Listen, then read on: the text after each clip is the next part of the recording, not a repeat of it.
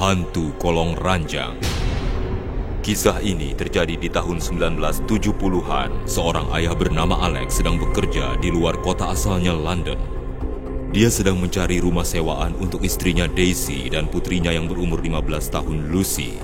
Dia dengar ada rumah yang sewanya terjangkau. Dia membawa Daisy dan Lucy untuk menunjukkannya. Daisy, rumah ini bagus untukmu dan untuk Lucy. Ada satpam di sini dan tidak jauh dari toko kelontong. Aku bisa mengemudi ke tempat kerja. Aku suka tempat ini. Iya, Alex. Kita berdua akan nyaman di sini. Jangan khawatir. Kau konsentrasilah dengan pekerjaanmu. Di satu kamar dalam rumah itu ada ranjang. Daisy memeriksa seluruh rumah itu tapi tidak melihat perabot lain kecuali ranjang itu. Dia bertanya pada si perantara, Max. Mengapa ranjang ini disimpan di sini? Tidak ada perabot lain di sini. Kami sudah punya ranjang sendiri. Kami tidak menginginkan ranjang itu. Nyonya, saat pemilik lama rumah ini memutuskan pindah, dia meninggalkan ranjang ini di sini. Kalian bisa menggunakan ranjang ini kalau kalian mau. Baiklah, kami akan memakainya. Tapi aku ingin membeli kasur baru. Baik, Pak. Silakan sewa tempat ini bulan depan. Begitu mereka menyewa tempat ini, Alex keluar kota untuk bekerja. Daisy dan Lucy mulai membersihkan rumah. Setelah beberapa lama, Lucy menemui Daisy. Ibu, aku ingin tidur di ranjang ini. Aku suka ranjang ini. Itu amat indah. Baik, Lucy, kau boleh tidur di sana. Lucy sangat senang dengan rumah baru dan ranjangnya. Hingga larut malam, saat dia mendengar sebuah suara memanggilnya. Lucy. Lucy terbangun dan menyalakan lampu, tapi tidak ada siapapun di kamar. Lucy tidur lagi. Setelah beberapa lama, lampu itu mati sendiri. Dia menyalakannya lagi, tapi lampu itu mati lagi. Ada seseorang memanggilku kemarin malam di kamarku. Jangan konyol, kau pasti sedang mimpi, Lucy. Ibu, tidurlah bersamaku di kamarku malam ini. Ya, baiklah. Kali berikutnya, Lucy sedang belajar dan dia lagi-lagi mendengarkan suara seram. Lucy melihat sekeliling kamar dan tatapannya beralih ke arah ranjang. Lucy. Suara itu datang dari kolong ranjangku. Perlahan Lucy melihat ke kolong ranjang, tapi tidak ada siapapun.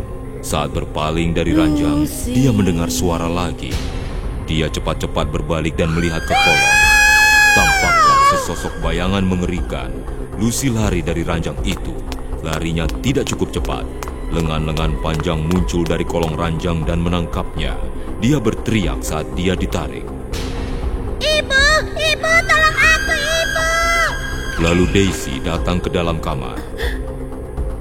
Ada apa, Lucy? Ada apa? Kenapa kau menangis? Ibu, ada seseorang di kolong ranjangku. Di kolong ranjang? Saat Daisy melihat ke kolong ranjang, tidak ada siapapun. Tidak ada orang di sini, sayang. Ibu, aku melihat hantu. Percayalah pada aku. Tidak ada siapa-siapa di sini, sayang. Tenangkanlah dirimu. Lucy sangat ketakutan dengan kejadian ini. Tapi karena ada ibunya, dia jadi tenang. Sang ibu menemaninya untuk membuktikan tidak ada siapapun di kolong ranjang. Lucy. Saat Lucy menyalakan lampu dan melihat ke kolong ranjang, sesosok menyeramkan menatap balik ke arahnya.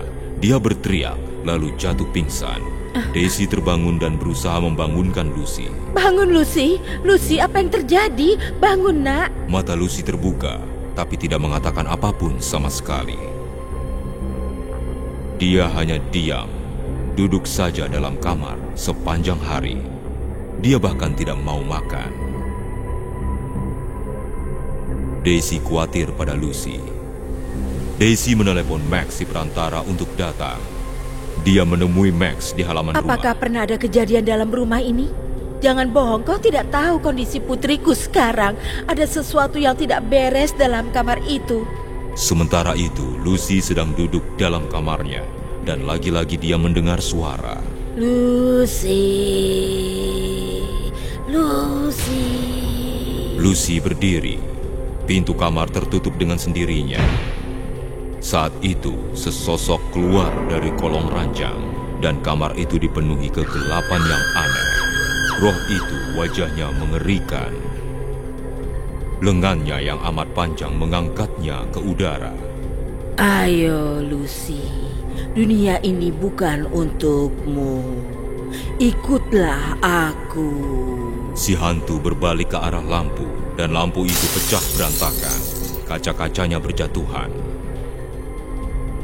Si hantu menatap mata Lucy dan mengendalikannya. Lucy mulai berjalan di pecahan-pecahan beling. Sementara itu Daisy sedang di luar menanyai si perantara. Aku tidak tahu secara pribadi soal kecelakaan itu, tapi orang-orang menyebarkan cerita hantu tentang tempat ini. Pemilik lama rumah ini, Thomas, punya putri yang berusia 20 tahun bernama Hazel. Dia dulu selalu sakit. Kondisi mentalnya tidak baik.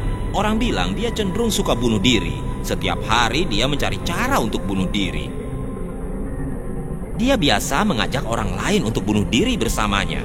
Melihat semua ini, keluarganya membuatnya terikat di ranjang agar dia tetap aman dan mereka tidak mengatakan ini pada siapapun. Tapi suatu malam dia berhasil bunuh diri dengan membenturkan kepalanya pada ranjang. Setelah itu, semua anggota keluarga Thomas juga bunuh diri. Hanya Thomas yang masih hidup dan dia pergi. Tapi siapa yang tahu gosip ini benar atau tidak? Oh tidak, aku meninggalkan putriku dalam kamar itu. Daisy lari dari halaman kembali ke dalam rumah. Saat Daisy membuka pintu, dia melihat Lucy sedang berjalan di atas kaca. Sedang dalam kendali si hantu. Daisy ketakutan. Lucy, putriku, lepaskan putriku. Hantu itu menatap ke arah Daisy dan melayangkan semua pecahan kaca ke udara, lalu melemparkannya ke arah Daisy. Daisy terluka parah. Lucy, ikutlah denganku. Kau tahu apa yang harus kau lakukan. Lucy bergerak maju untuk terbang dari jendela. Daisy yang terluka mencekal kakinya. Si hantu menjambak Daisy dan melemparkannya. Jangan Lucy, jangan lakukan itu, bangunlah. Lucy melompat dari jendela dan dia tewas. Si hantu tertawa keras-keras. Lucy, bagus Lucy. Aku mengharapkan ini darimu. Kondisi mental Daisy jadi tidak stabil. Max berlari ke atas dan melihat Daisy menangis histeris dan Lucy sudah tewas.